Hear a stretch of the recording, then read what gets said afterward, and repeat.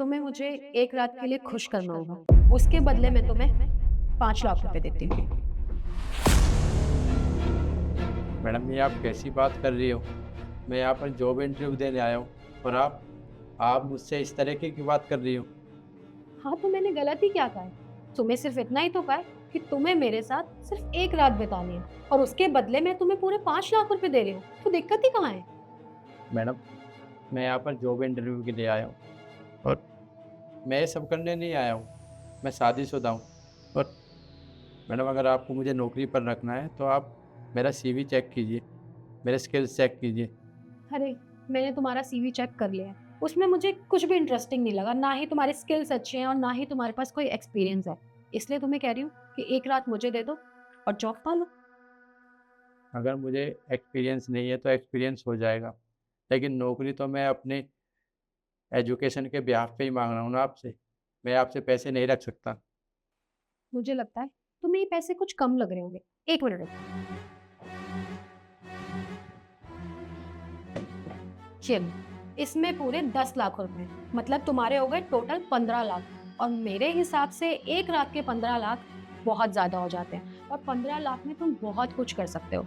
अब सोच लो, ऑफर तुम्हारे आगे है, सिर्फ एक रात की बात है। मैडम, आप 15 लाख तो छोड़ो, आप मुझे 15 करोड़ भी दोगी ना, तो भी मैं अपनी पत्नी को धोखा नहीं दूँगा। यहाँ पर मैं अपनी ईमानदारी से नौकरी के लिए आया हूँ। मैं मानता हूँ मैं मजबूर हूँ, लेकिन इतना भी मजबूर नहीं हूँ कि मैं पैसों के सामने बिक जाऊँगा। मैं अपना ईमान बेच दूँगा। मैडम, अगर आप नौकरी मेरे सीवी और मेरे स्किल्स के हिसाब से दे सकते हो, तो ठीक है, नहीं तो मुझे कोई ज़रूरत नहीं है ऐसी नौकरी की। मैं मजबूर हूँ। तुम मजबूर नहीं हो, तुम बेवकूफ हो। तुम जानते हो, अगर तुम्हारी जगह मैं होती ना और मेरी जगह तुम होते और तुमने मुझे इतना ऑफर दिया होता तो मैं चुपचाप मान लेती, खुशी खुशी एक्सेप्ट कर लेती।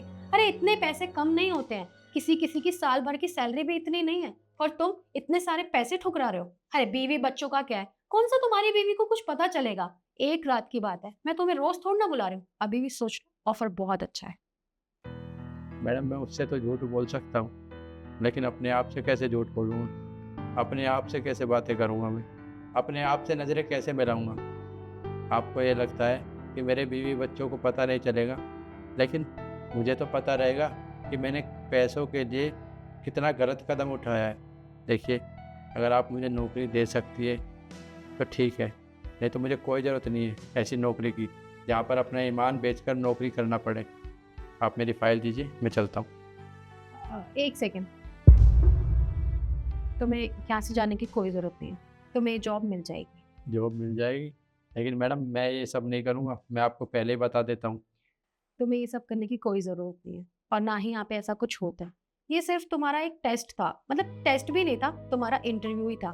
क्योंकि आजकल लोग ये सब बहुत ईज़िली कर लेते हैं। किसी को भी आप थोड़ा-सा लालच दोगे, कोई भी ऑफ़र दोगे, तो वो एक्सेप्ट कर लेता है। और मैं खुद देखना चाहती थी कि मेरी कंपनी में जो इंटरव्यू देने आ रहा है, जो मेरी कंपनी को सँभालेगा, यहाँ पे रह के काम करेगा, वो एम्प्लॉयी कैसा है? वो ईमानदार है या नहीं है? वो पैसों के लिए कुछ भी करने के लिए तैयार है या फिर नहीं है? तो मुझे बस यही चेक करना था और तुम मेरी कंपनी के लायक हो। तुम जानते हो, मैंने बहुत इंटरव्यू लिए हैं, लेकिन आज तक कोई भी पास नहीं हुआ क्योंकि पैसों के आगे सब अपना ईमान डगमगा जाते हैं। लेकिन तुमने ऐसा कुछ नहीं किया और तुमने मुझे यकीन दिलाया कि हर इंसान एक जैसा नहीं होता। वो कहते हैं ना, हाथ की पांचों उंगलियां बराबर नहीं होती। तो आज तुमने ये साबित कर दिया। मेरे माँ-बाप ने हमेशा मुझे यही सिखाया है मैडम, अपना काम ईमानदारी से करो, चाहे थोड़ा कमाओ पर ईमानदारी से कमाओ। बेईमानी की कमाई मिल तो जल्दी जाती है, लेकिन टिकती नहीं है। इसलिए मैडम, मैं हमेशा अपना काम ईमानदारी से करूँगा। तुम बिल्कुल ठीक कह रहे हो। हमेशा ऐसे ईमानदार रहना और अपना काम ईमानदारी से करना। ये रही तुम्हारी फाइल। कल तुम टाइम से आ जाना। ठीक है madam, thank you so much. मैं तो डर ही गया था, आप इस तरीके से पैसे ऑफ़र कर रही थी। हो सकता है तुम्हारी जगह कोई और होता तो एक्सेप्ट कर लेता, पर तुम थे एक अच्छे इंसान। अब तुम जाओ, सुबह टाइम से आ जाना। जी मैडम। वेलकम।